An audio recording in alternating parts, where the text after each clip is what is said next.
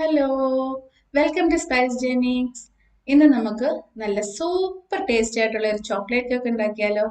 ഇത് കത്തി വെച്ച് കട്ട് ചെയ്തിട്ടല്ല, ദാ ഇതേപോലെ സ്പൂണിൽ കോരി കഴിക്കാൻ പറ്റുന്ന അത്രയും സോഫ്റ്റ് ആയിട്ടുള്ള വായിലിട്ടാൽ അലിഞ്ഞു പോകുന്ന പോലുള്ള ഒരു കേക്കാണ്. നല്ല ടേസ്റ്റുമാണ്, നല്ല എളുപ്പമാണ് കേട്ടോ ഇത് ഉണ്ടാക്കാനായിട്ട്. അപ്പൊ അതെങ്ങനെയാണെന്ന് നോക്കാം നമുക്ക്. ഞാനിവിടെ ഒരു അരിപ്പയിലേക്ക് 1 കപ്പ് ഓൾ പർപ്പസ് ഫ്ലോറും 1/4 കപ്പ് അൺസ്വീറ്റൻ കൊക്കോ പൗഡറും 2 ടീസ്പൂൺ ബേക്കിംഗ് പൗഡറും കൂടി ഇട്ടിട്ട് ഒന്ന് അരിച്ചെടുക്കുകയാണ്. ഇപ്പൊ നിങ്ങൾ അൺസോൾട്ടഡ് ബട്ടർ ആണ് യൂസ് ചെയ്യുന്നതെങ്കിൽ ഒരു 1/4 ടീസ്പൂൺ ഉപ്പും കൂടി ഇതിലേക്ക് ചേർത്തിട്ട് അരിച്ചെടുക്കണം കേട്ടോ. ഞാൻ സോൾട്ടഡ് ബട്ടർ ആണ് യൂസ് ചെയ്യുന്നത്, അതുകൊണ്ടാണ് ഉപ്പ് ചേർക്കാത്തത്. ഇനി വേറൊരു ബൗളിലേക്ക് നമുക്ക് 100 ഗ്രാം നല്ല സോഫ്റ്റ് ആയിട്ടുള്ള ബട്ടർ എടുക്കാം. ഇതേപോലെ നല്ല സോഫ്റ്റ് ആയിട്ട് ഇരിക്കണം. ഏകദേശം 1/2 കപ്പ് ഉണ്ട് ഇത്. നമ്മൾ ബട്ടർ കുറച്ച് നേരത്തെ എടുത്ത് പുറത്ത് വെച്ചാൽ മതി. ഇതേപോലെ നന്നായിട്ട് സോഫ്റ്റ് ആയിട്ട് വന്നോളൂ കേട്ടോ.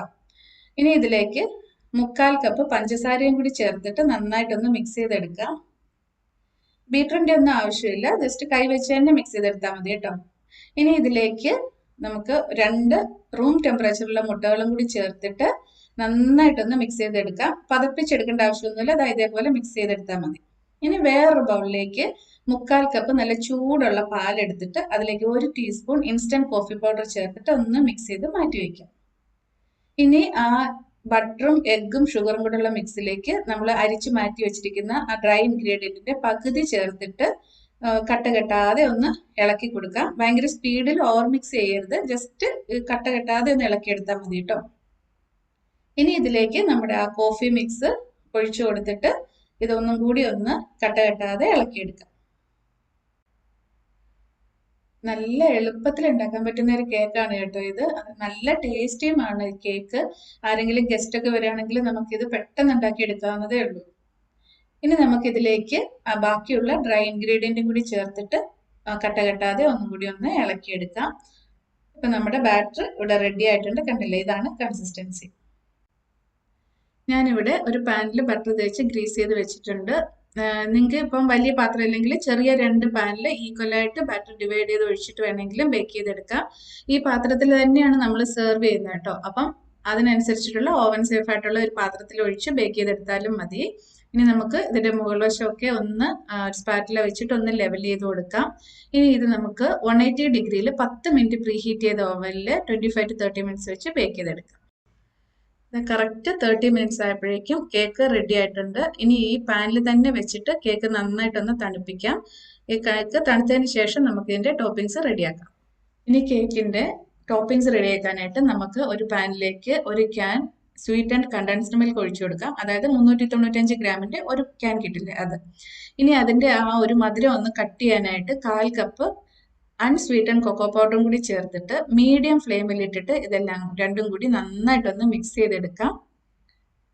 ഈ കണ്ടൻസ്ഡ് മിൽക്കും കൊക്കോ പൗഡറും കൂടി നന്നായിട്ട് മിക്സായി ഇത് നന്നായിട്ടൊന്ന് ചൂടാകുമ്പോഴേക്ക് നമുക്കിതിലേക്ക് 2 ടേബിൾ സ്പൂൺ റൂം ടെമ്പറേച്ചറിലുള്ള ബട്ടറും കൂടി ചേർത്തിട്ട് ഒന്ന് മിക്സ് ചെയ്ത് കൊടുക്കാം. ബട്ടർ ചേർത്തിട്ട് ഇത് ബട്ടറൊക്കെ ഒന്ന് അലിഞ്ഞ് ചേരുന്നത് വരെ നമുക്ക് മിക്സ് ചെയ്തെടുക്കാം. ബട്ടർ ചേർക്കുന്നത് എന്തിനാന്ന് വെച്ചാൽ നമ്മുടെ ഈ ടോപ്പിംഗ്സിന് നല്ലൊരു ഗ്ലേസിങ് കിട്ടാൻ വേണ്ടിയിട്ടാണ്.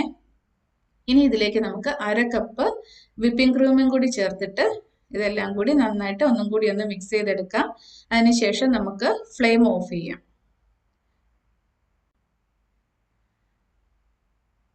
ഇനി നമുക്കിതിലേക്ക് 30 തൊട്ട് 40 ഗ്രാം വരെ ചോക്ലേറ്റ് ചേർത്ത് കൊടുക്കാം.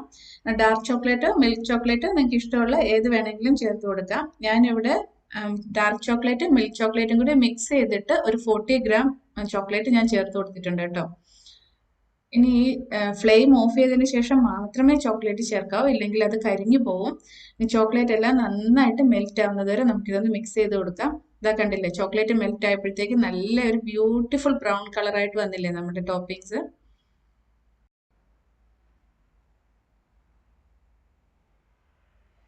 നമ്മുടെ കേക്കൊക്കെ നന്നായിട്ട് തണുത്തിട്ടുണ്ട്. പിന്നെ ഒരു കാര്യം എന്ന് വെച്ചാൽ കേക്ക് തണുത്തതിന് ശേഷം മാത്രമേ ഈ ടോപ്പിംഗ്സ് റെഡിയാക്കാവൂ കേട്ടോ.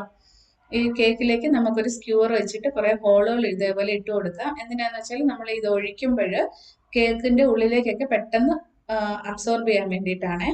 ഇനി ഈ ചൂടോടുകൂടി തന്നെ ഈ ടോപ്പിംഗ്സ് നമുക്ക് ഈ കേക്കിന്റെ മുകളിൽ ഒഴിച്ചു കൊടുക്കാം. അതിനുശേഷം ഒരു സ്പാറ്റില എന്തെങ്കിലും വെച്ചിട്ട് ഇതൊന്ന് ലെവൽ ചെയ്ത് കൊടുക്കാം.